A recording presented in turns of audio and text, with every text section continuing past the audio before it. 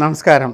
మనం వీధిపోటు అనేటువంటి విషయంలో పడమర వైపు నుంచి వీధిపోటు తగిలితే ఎలాంటి విషయం ఉంటుంది, ఎలాంటి దోషం ఉంటుంది అనేటువంటిది.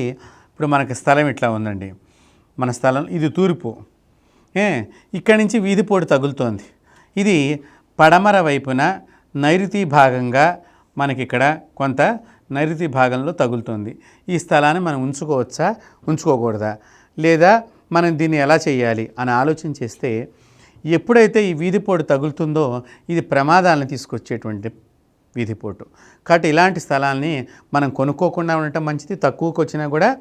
ఎందుకంటే మీకు స్థలం మొత్తానికి రేటు వేస్తాడు కాబట్టి తక్కువైనా ఎక్కువైనా తర్వాత ఈ వీధిపోటు ఎట్లాగే తగులుతుందో ఇంత స్థలం మీరు వదిలేసుకోవాల్సి వస్తుంది. ఈ స్థలం అంతా వదిలేయాలి. వదిలివేసి ఇక్కడ దేవాలయాన్ని నిర్మాణం చెయ్యాలి. మీరు బాగా గుర్తుపెట్టుకోండి. ఇంత స్థలాన్ని మీరు వదిలేస్తున్నారంటే మీకు ఏదో చవకగా వచ్చింది అనుకుంటారు మీరు ఉండడానికి, కానీ మీకు చివరికి ఉపయోగపడే స్థలం ఇదే. ఇది మీరు కొన్న తర్వాత ఇక్కడ దేవాలయం కడతామండి, మీరు చెప్పినట్టుగానే చేస్తామండి, ముందర కొనుక్కోవచ్చా?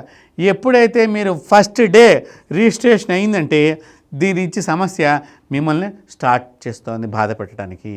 దయచేసి మేము గుడి కడతాము, ఏదో మంచి సెంటర్లో ఉంది అని కూడా మీరు తొందరపాటు పనులు చేయండి. ఎందుకంటే మనకు కొన్న రోజు నుంచి, పేరు మారిన మరుక్షణం నుంచే ఎవరైతే కొనుక్కుంటారో ఆ కొనుక్కున్న వాళ్ళకి దీని నుంచి ప్రెజర్స్ ఉంటాయి. మీ జాతకంలో మీ గ్రహ ప్రభావాలు ఎలా ఉన్నాయో తెలియదు.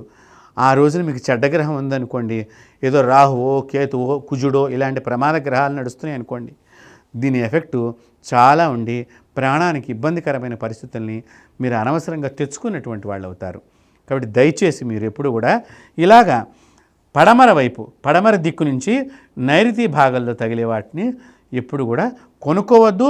కొనుక్కునే సాహసం కూడా చేయకుండా ఉండటం చాలా మంచిదని తెలియచేస్తూ, ఇలాంటి ఒకవేళ మీకు ఉన్నట్లయితే, ఆల్రెడీ మనకు తెలీదు, ఎవడో ఈ పక్కన వెంచర్ వేశాడు, వాడు ఇక్కడ రోడ్డు వేశాడు, మీకు వేరే సైడ్ నుంచి రోడ్డు ఉన్నది, మీకు తూర్పు వైపు నుంచి రోడ్డు ఉంది, ఇక్కడ ఇట్లా రోడ్డు వచ్చేసింది మీకు తూర్పు వైపు, కానీ వెనకాతల స్థలం వాడు వెంచర్ వేశాడు, అప్పుడు వాడు రోడ్లు వదిలాడు. ఆ రోడ్డు సడన్గా మనకు తగిలింది అనుకున్నప్పుడు దీన్ని దేవాలయానికి మాత్రం వదిలేసి ఈ స్థలాన్ని మాత్రమే మీరు ఉంచుకునే ప్రయత్నం చేయండి. తద్వారా మీకు కొంత లాభాన్ని పొందుతారు. ఇది భగవంతుడి కింద అవుతుంది. ఈ భగవంతుడు అన్నీ భరించగలుగుతాడు కాబట్టే దేవాలయాన్ని కట్టండి.